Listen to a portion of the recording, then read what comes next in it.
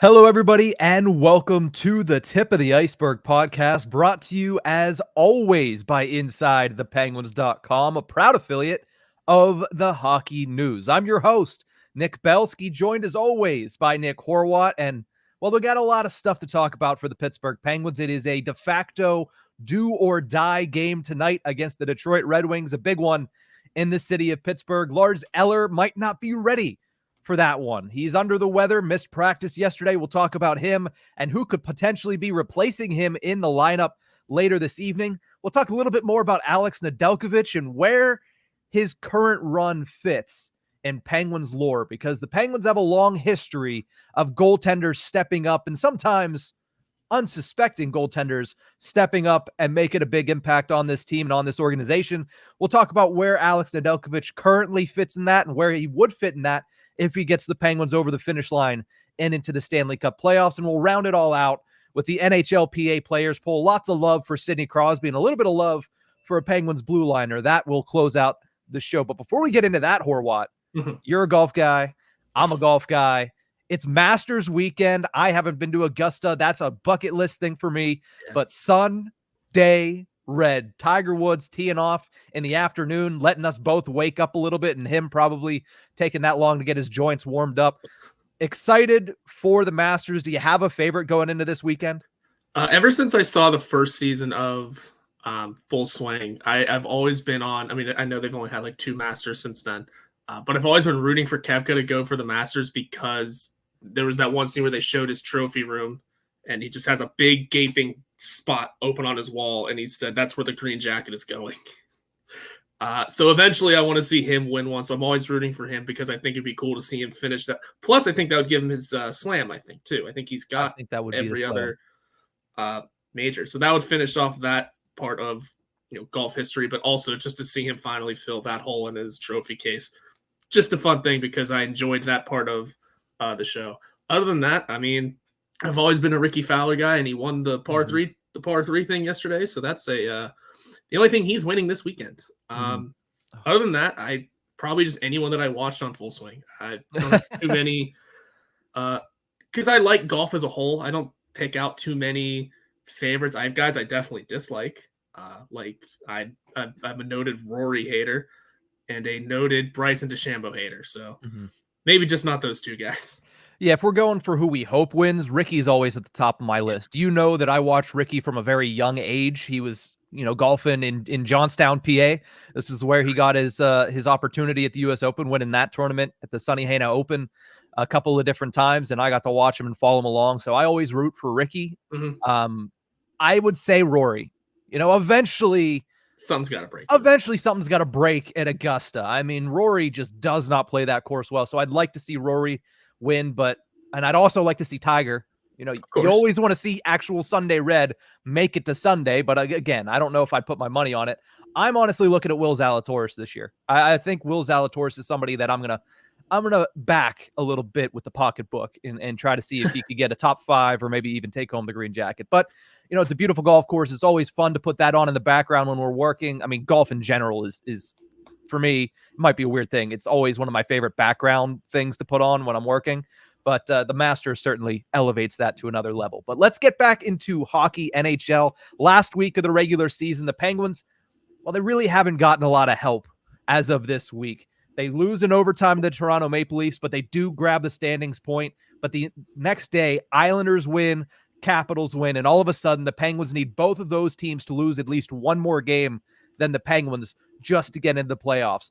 That makes tonight, and I mentioned it earlier, a de facto must win. No, they aren't going to get E- next to their name if they lose tonight, but if they do lose, it opens the door for potentially a 5-point deficit to the Islanders, in which they would need to lose out to be able to catch them. It would be potentially a 3-point deficit to the Capitals, both of those teams in action tonight against the Montreal Canadiens and the Buffalo Sabres. And it would open up a 2-point lead for Detroit. So you'd have to pass another team to try to get into there. So again, de facto must win for the Penguins later this evening. Absolutely. It's as essential as of a playoff games you're going to get for this final run. I mean, I know we've said it for the past 4 or 5 games now. Each game has just become more important than the last. But considering the 2 days off and, kind of what happened with the overtime loss on Monday, followed by certain wins and certain losses from the outside, I mean, in a way, the Penguins still got some outside help on Tuesday because the bar to get in was lowered a bit. Yeah. Also, now it's a matter of the Penguins need to essentially win more games than their opponents, than other teams in this race. And that starts with winning more than Detroit tonight, winning against Detroit in what could have just a massive swing in terms of playoff odds and all of that mumbo jumbo. It's gonna be a big one. Like I said, the vibes in the arena on Saturday for Tampa Bay were really good. They were big. It was a big game energy. This one should be twice as big, even if it is a Thursday. Mm-hmm. Now, you mentioned it. It's big. They're going to need to win one more than their opponents. The good thing is the Washington Capitals, who right now are the figurehead of that wild card 2 position, they have games this weekend against Tampa and Boston. So that helps a little bit. But again, you have to see how things shake out, because the Islanders had a game against the Rangers and it looked like they were going to run away with it. They were up 3-0 at one point. They ended up winning it 4-2.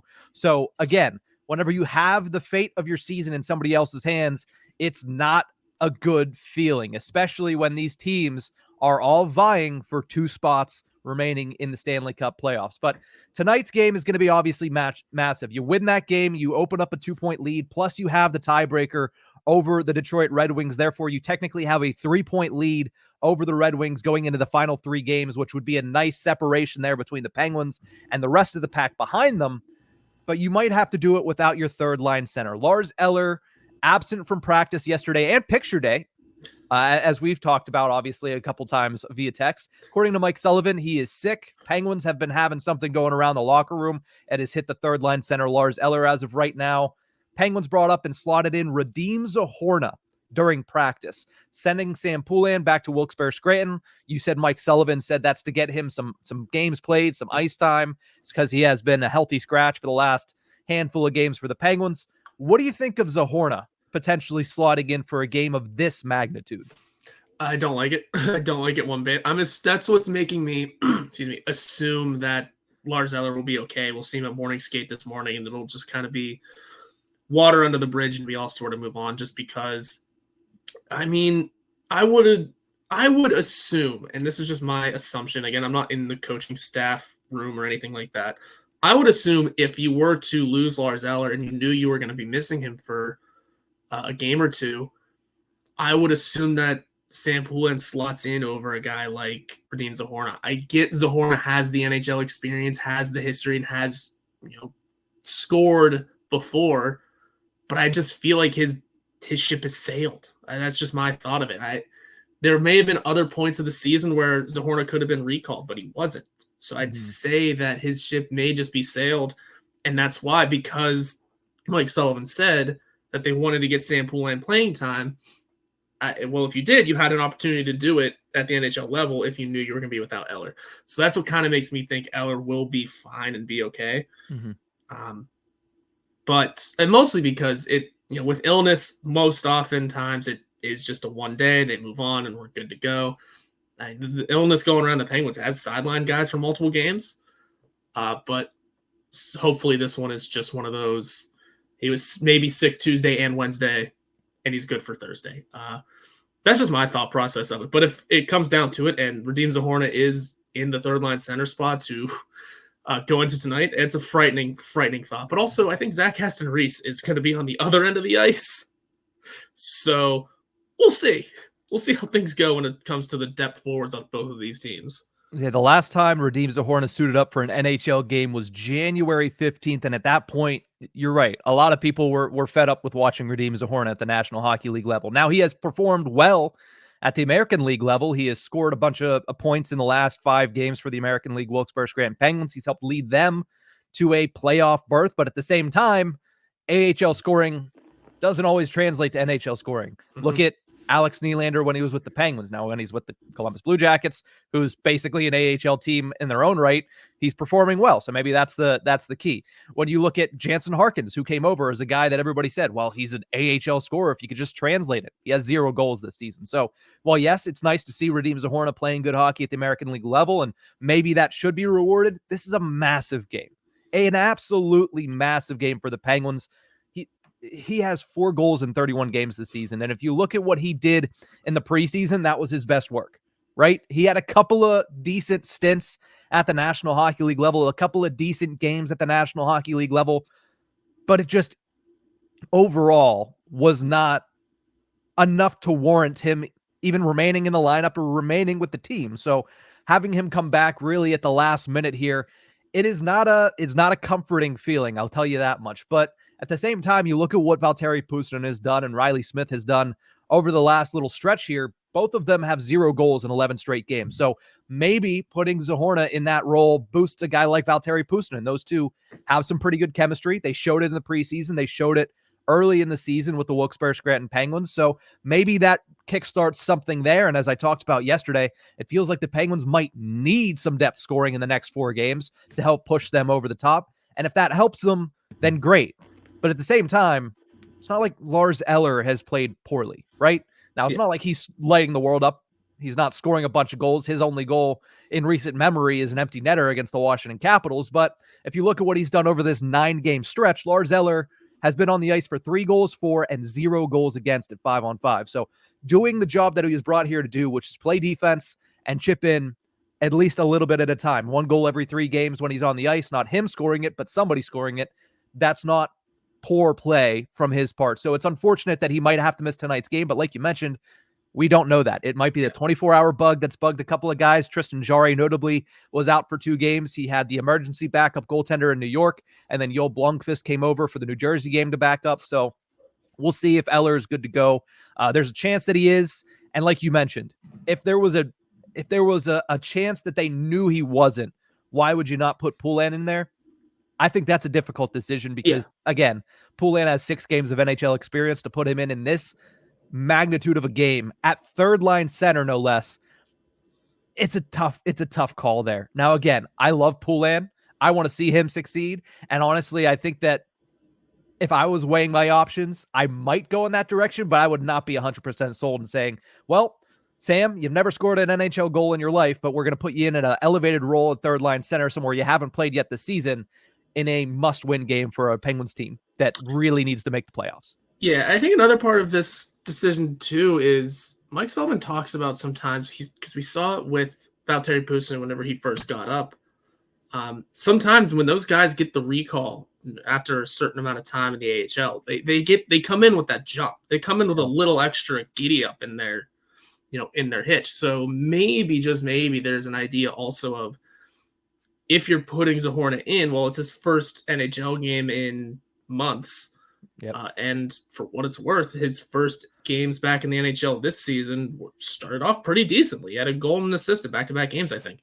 So if you can get that good jump from someone coming back into the lineup and just kind of utilize that energy, suddenly that's not a bad option either. So there are different ways of kind of viewing this recall. So it's still kind of worrisome if it's not Lars Eller, but if you can fall back on something positive, it is that maybe that jump would be there.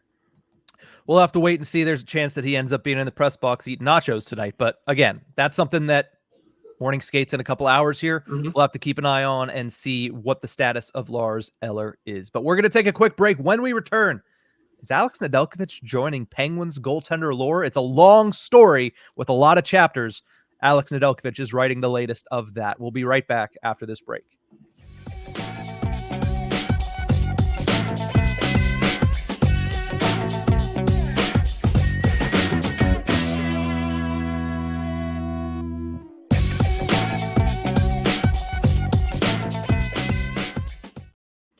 Welcome back to the Tip of the Ice-Burgh podcast, and we're talking a little bit about Alex Nedeljkovic, and why wouldn't we? He is the singular sole force between the Penguins' pipes over this 9-game stretch, the goaltender of record in a 6-0-3 run, and I think twice now, back-to-back weeks, ending up on the NHL's social media goaltenders of the week graphic. So good on Alex Nedeljkovic for that. But is he joining Penguins lore? This comes via the mind of one Nick Horwat. He texted me this morning and said, the Penguins, they have a long list of unsuspecting goaltenders making major contributions in pretty big runs for the Penguins. Now you go down through the list and it is certainly a collection of names, Horwat. I mean, you start as early as, and you can go back further than this, but this is as far back as we're going to go. You can go with Frankie Pietrangelo and the save in 1991. You can go Ken Reggett in 1996, his 7-2 run to the Penguins Eastern Conference Finals against the Florida Panthers. And as Horwat likes to mention, the old 4 overtime game that he didn't even start. And I think that's the highlight of that run. It is. So I got Kenny Reggett in 96. You got Johan Hedberg in 2001, Tomas Vokoun in 2013. You can go Mr. Game 1 himself, Jeff Zadkoff in 2016. You could throw Matt Murray in there in 2016 as well, absolutely. I would say.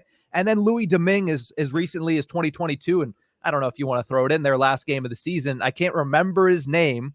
Maxime Lagacé shutting out the Buffalo Sabres in a meaningless game, the last game of the season. You could throw that in there as a footnote. But again, long list, long lineage of unsuspecting or backup goaltenders straight up coming in and making an impact and writing their names into the Penguins history books to the tune of Frankie Pietrangelo was a backup. Yeah. We're 30 plus years later, and that's a household name in a lot of Penguins fan base houses because he made the save. Yeah. It's interesting. That's where it all kind of starts. And when it comes down to it, it's Alex Nedeljkovic has the opportunity to kind of write his name into that history book because there's the regular season run to this of getting the team into the playoffs. I don't remember exactly obviously I don't remember, but I didn't look deep enough into the Johan Hedberg thing where he was 6-1-1, I think, in his first, I think he played 9 games to end that season, went 6-1-1 or 7-1-1, something. But it was the playoff run that got his name noticed in Penguins history. For what it's worth, that's kind of what Nedeljkovic is shooting for. That hot, not start to his career or start to the season, whatever it may be, but just that hot stretch at the end of the year to force this team into the playoffs and then go from there. I'd say getting into the postseason is enough for this story to be written. Whenever we were discussing a couple years ago the Louis Domingue situation, I don't think Domingue reaches that level just because of that he didn't win. He got put in and got that awesome game 1, but that's kind of where the story ended. Yeah, he got 2 more wins out of that, but he wasn't great in one of them. And if he was able to shut the door and get them out of the first round, maybe we have that discussion. But I'd say when it comes to these names, I like the idea of Maxime Lagacé being the footnote. I'd say you put Louis Domingue as the footnote as well because and you don't want to add one more dash. Alex Nedeljkovic needs to finish off this story to not be a footnote as well. This run is great, but we've seen goalies go on really hot runs and not do anything. I always go back to Andrew Hammond with the Senators. Fantastic run. I think he got them into the postseason, but then did nothing and hasn't done much with his career since. So he's got to force this team into the playoffs and to put his name up with, again, these aren't Hall of Famers we're discussing here, but incredible names and stuff of legend in this franchise. If you said that list of names, Pietrangelo, Reggett, Hedberg, Vokoun, Zadkoff, Murray, Domingue, in Pittsburgh, there's I'll say 60% chance that somebody's going to know all of those names. Simply because, well, they all stepped up big time for the local hockey club. Now, again, does Alex Nedeljkovic finish the story per se? That's going to be the biggest judgment of whether or not and where he falls on this list. But I would say, if we're putting Maxime Lagacé on this list, 100%, he's already made the list, but where he falls on that list, whether he is a footnote, like you mentioned, or he's actually up there, that's going to be determined on how the next 4 games play out, not just in Pittsburgh, but on Long Island, in the nation's capital, in DC. I guess you could throw Philly in there. They've now lost 8 straight. It seems like they are on the mat and probably staying there. But where would you rank these, or where would you rank him among these goaltenders and their feats if he pulls it off and just gets them into the playoffs? Let's start there. Yeah, because it is a moving scale. If he gets them into the playoffs and then pushes them further, then suddenly that legend grows. Yeah. As of right now, though, if it just get him in, I think Murray is still number one, considering he came in and won the damn cup in his rookie season. Yeah. Twice in his rookie season. The 17 run, though, I don't think would count as much because he was there all season, yada, yada, yada. Yeah. But definitely the 16 run for Murray has to be first. Oh, yeah. I mean, I'm trying to remember the rest of the list here. Thomas Vokoun was interesting because he got them pretty far, right? He took over for a struggling Fleury and got them to the Eastern Conference Finals. It wasn't pretty far. They got swept, but it was. But that wasn't on him, though. I mean, the offense evaporated. That was the Iginla year. That was the Morrow year. And they got shut out, I think, in 2 or 3 of those games, including a 2-0 victory or a 2-1 loss in game 4. That was not on Vokoun in that one. Yeah, and what ended up being the final games of his career, by the way.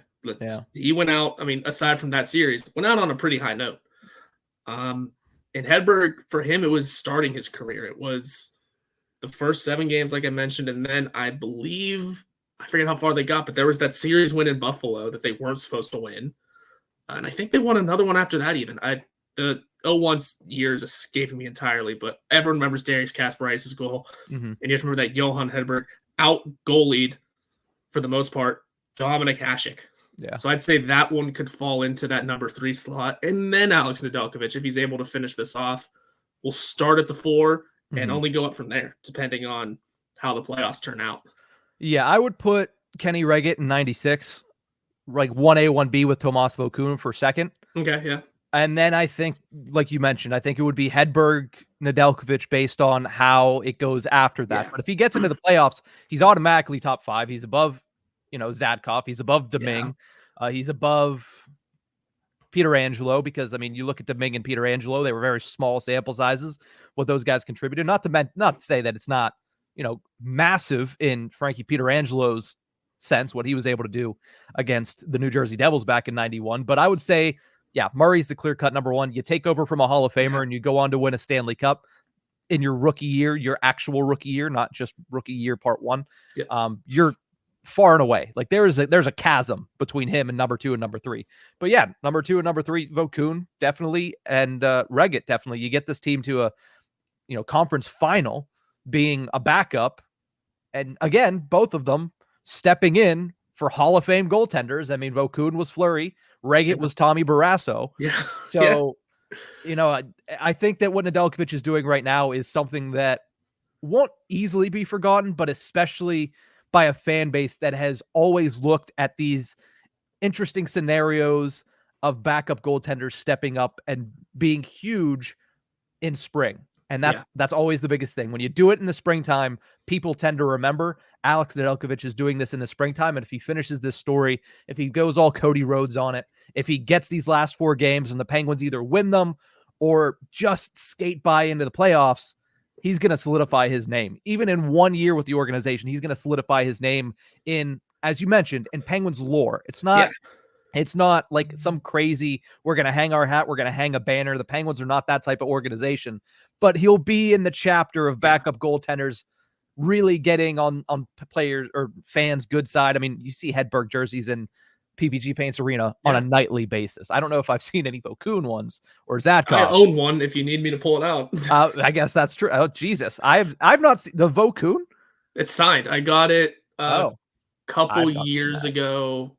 From whenever the Penguins, it was probably during the pandemic, whenever the Penguins were doing their random locker clean out sale, and they just had it available for, I think, $100 or something cheap. And I went, I'll buy an autographed Thomas Vokoun jersey. Well, I stand corrected. Somebody does have a Vokoun jersey, and he is right, Nick. So I found it.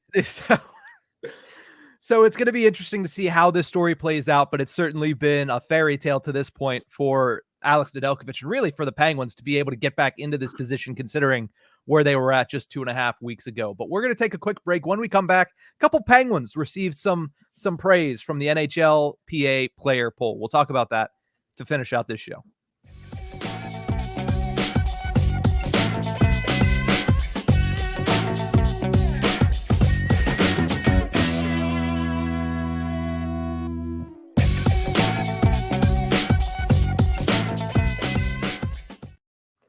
Welcome back to the Tip of the Ice-Burgh podcast, brought to you as always by InsideThePenguins.com. The NHLPA Player Poll came out yesterday, and it's always interesting to see what these players have been voting on and which Penguins are viewed highly by their peers. Sidney Crosby, to no one's surprise, popped up 3 times in this player poll. First and foremost, if you need to win a faceoff, who would you pick? He comes in second by a narrow margin to Ryan O'Reilly. O'Reilly had 14.5% of the voters. Crosby had 13.5%, but still finishes second among all NHLers. Who is the most, if you need to win one game, who is the forward you want on your team? Connor McDavid, unsurprisingly, was the number one guy voted, 49%.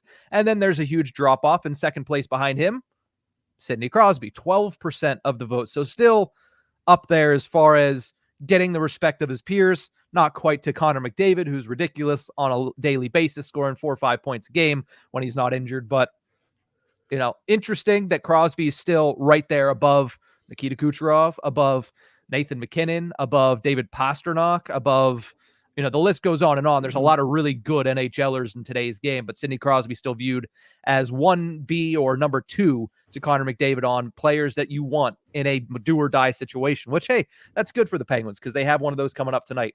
And then the last one, the most important one, who is the most complete player for the 5th year in a row? Horwat. Sidney Crosby voted the NHL's most complete player by his peers, 38%. Go to Sidney Crosby. Second place was Sasha Barkov of the Florida Panthers. What do you think about Crosby getting some love from his peers? Nothing's changed, really. I think this year really solidified that fact, too. It's into year 19, another point per game season, another season of his third, shockingly, only third, 40-goal season. It's the guys around him understand. Like the guys in the room know how good he is still. And then the guys he goes up against on a nightly basis still understand just how good he is. And according to them, on both ends of the ice, at the center dot, and how he can come up big in clutch situations. That's all just, if you really think about it, he won the Eastern Conference vote with that one. If you want to really give him a gold medal somewhere, because he needs more of those. The league understands still just how good he is. It's not even just the record breaking or the numbers he's putting up. He's still respected by what looks like everyone in the league, no matter what age he is or where the team is. Team still might not make the playoffs, but Sidney Crosby is still all of these things. Also, when it comes to the faceoff thing, his numbers are better this year than ever. Yeah. So, he's leading the NHL, and he's also taking far and away more faceoffs than anybody else in the NHL. So he's certainly had himself a year, Horwat. And as we mentioned, the accolades, the milestones, they just come with the territory at this stage of his career, year 19. But 2 points away from passing Phil Esposito and going into the top 10 all-time in NHL scoring. I think we both agree that that's likely to happen over the next 4 games. I would assume he scores at least 2 points to tie Esposito in 4 games with the season on the line. But again, we'll have to watch and see. But Crosby's having another stellar season, and his peers have voted him as, a lot of different categories here. You need to win a game. That's Crosby. You use the most complete player, Crosby, for the 5th straight season as well. Going from age, 32 to 36? And he's still the most complete player, according to his peers in the NHL. So a lot of love for the captain. Now, if you're an Erik Karlsson hater, you might want to close your ears for a second, because he's the only other Penguin to be named on these NHLPA player polls. Who is the best breakout passer in the game? Cale Makar gets first. Quinn Hughes gets second. There's so many Hughes brothers, I had to think for a second before I said it. Adam Fox third, Victor Hedman fourth, and then Erik Karlsson finishes 5th on the list. Best breakout passers, 8% of the vote, which is somewhere around 50-some players. If I'm not mistaken, I'll have to look that up while you talk, Horwat. But Erik Karlsson getting a little bit of love for his offensive ability. He always has. 100 points last year goes a long way to really, letting people know what kind of player you are. And yeah, there's been a lot of discussions about Erik Karlsson this year. But as of late, he's really turned things on, really turned things around. His skating ability is noticeable. And when it comes to this category specifically, breakout passer, I think every forward on the Penguins team kind of sees what kind of passer he is. He can get pucks out. He can get pucks. He's a master of that craft, essentially. And not only that, to figure that this is the NHLPA voting on it, so it's a bunch of players. It's essentially all of the forwards in the Penguins room making that vote. And don't forget about the guys he was dishing to all of last year for 100 points. Mm-hmm. There's those guys in there too that still think, or at least still have that feeling of Erik Karlsson is still stupid good at this. Well, if it's the 19 remaining players on the Penguins roster and the 20 players on the Sharks roster, there's still a little bit left over. Yeah. I did the math. There's about 44 players that voted for Erik Karlsson in that poll. It's not terrible. And that's, for what it's worth, I mean, these player polls don't mean that much in the grand scheme of things. It is just kind of the way the peers look at each other. And that's big for them. And I mean, 44 players still believe that, Erik Karlsson is one of the best passers on the blue line because of maybe they've had pucks fed to them from him, or maybe they've just watched it happen against them a billion times. It's quite fun. There was one category in this list, I don't have it pulled up, that made me really scratch my head, though, and it's not even what we need to discuss. I can tell you after.